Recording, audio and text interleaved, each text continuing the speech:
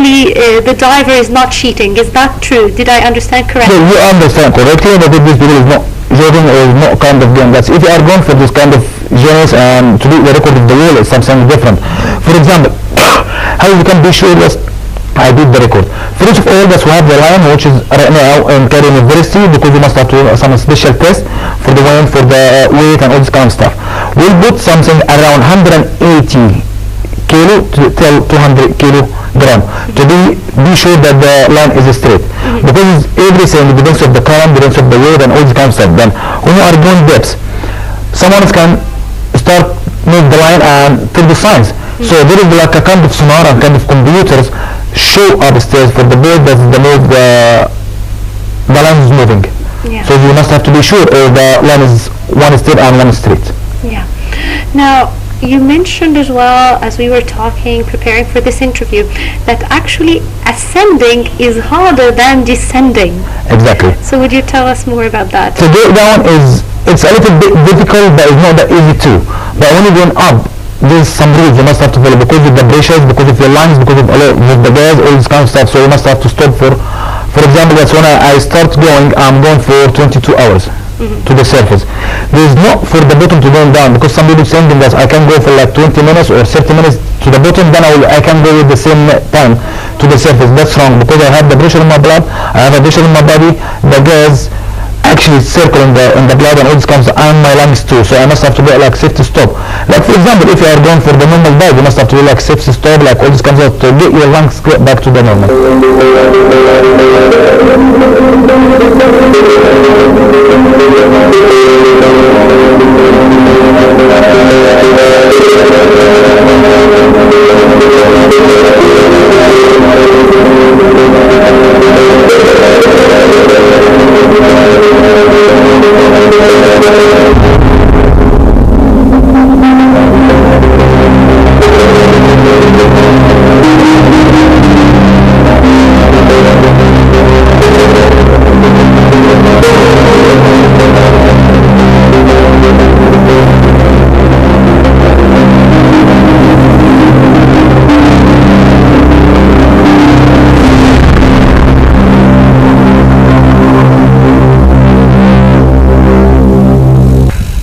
Unfortunately, the time of this segment is up, so I have to thank you very much for this interview, but we will be continuing this interview in the next episode. Thank you.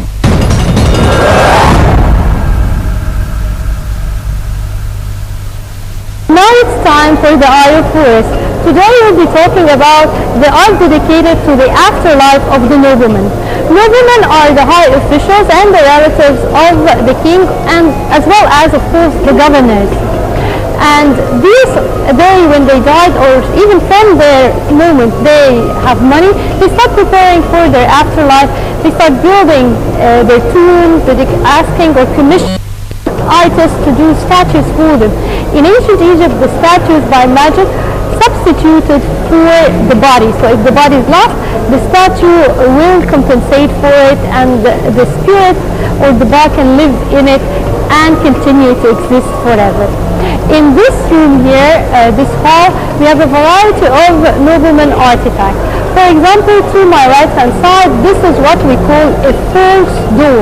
A false door is a stone doorway placed in the tomb of the deceased, and they thought that by magical spells, which is magical formulae and liturgy, the spirit will use it as a gateway to exit and enter the tomb from it.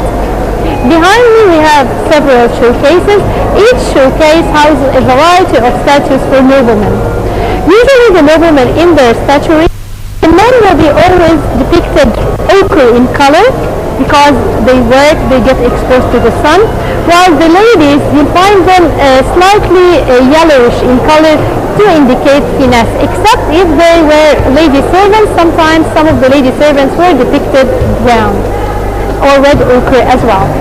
And we can see a different or a variety of statues, whether the nobleman and his spirit, or the nobleman with his family, his wife and children, so that he can be united with them in his afterlife.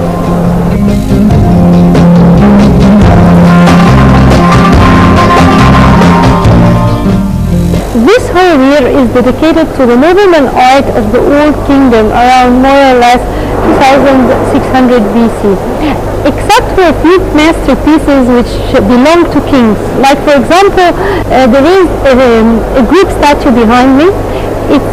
We call it a triad because there are three figures in one statue, and this is the triad of King Mycerinus, or Menkaura, the owner of the smallest pyramid on the Giza plateau, the third pyramid.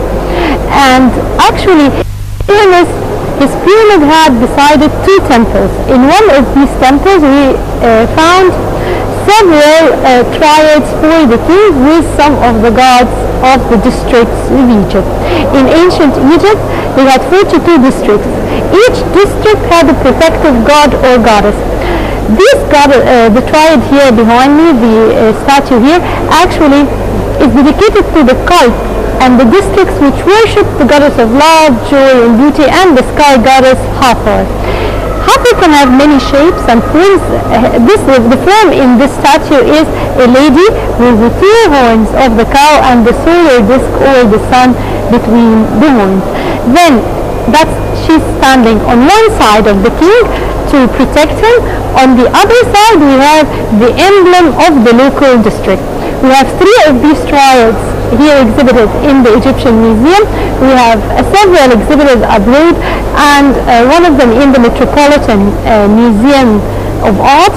Also we think that there might have been 8 of them, but we have also a group of them were destroyed, and it's made out of schist.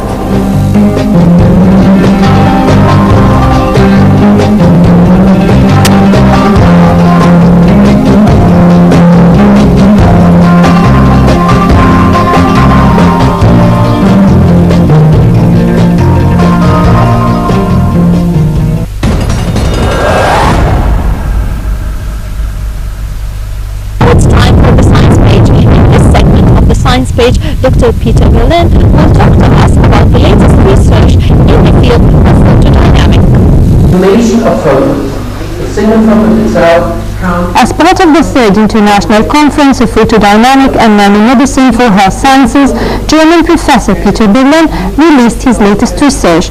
Following the conference, we had the following interview with him. Concentration and reducing photoactivity, but can even cause. In this segment of Science Page, I'm happy to have with me Dr. Peter Berlin, who will talk to us about photodynamic therapy. Doctor, would you talk to us, please, about the research you discussed today? We are a clinical-based department, and our research is more clinical, not in the basic, not in the lab. We observe the optimization of clinical application.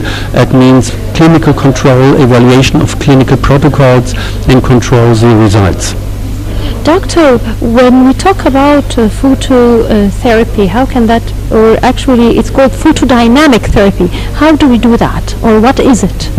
This is, your speech was very interesting. Phototherapy and phototherapy are two different aspects. Phototherapy is named that you give a drug, and this drug will be activated, cytotoxic, and causes then tumor or cell death. This is phototherapy.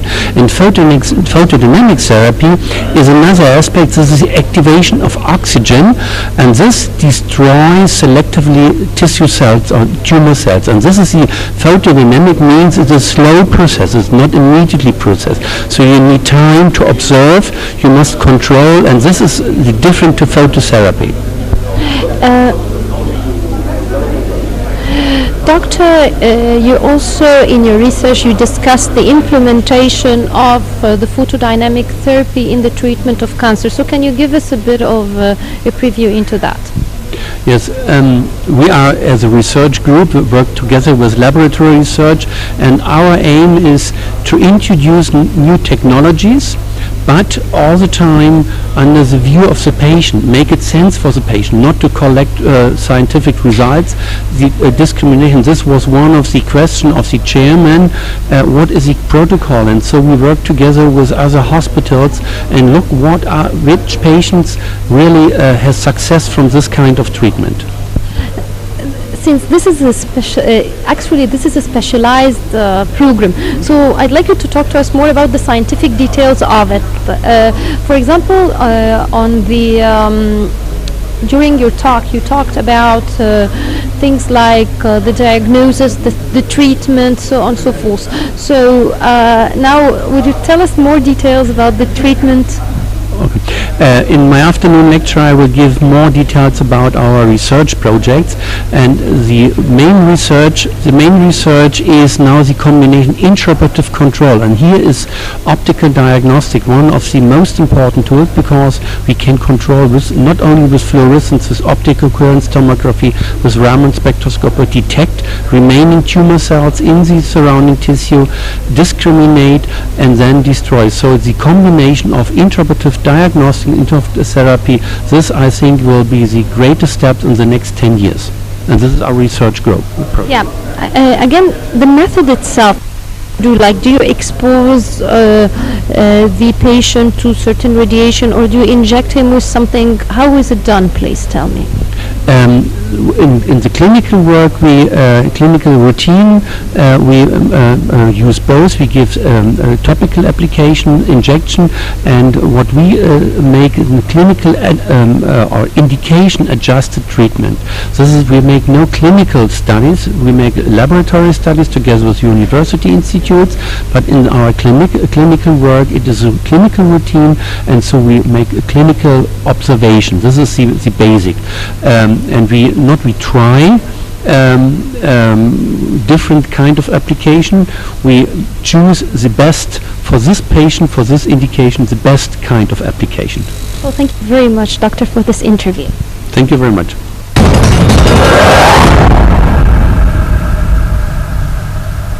Now it's time for the cultural review. It's time to enjoy together the modern dance performance, Women from Egypt.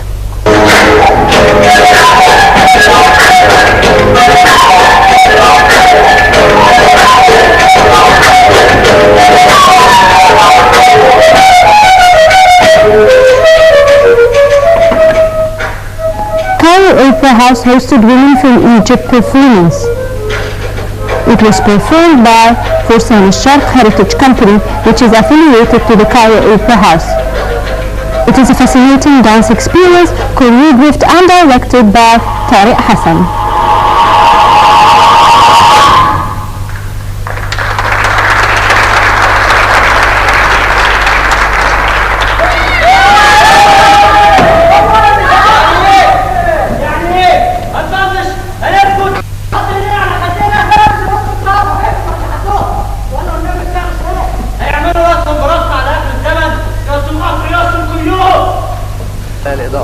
The show concentrates on the lives of 5 great women from different eras.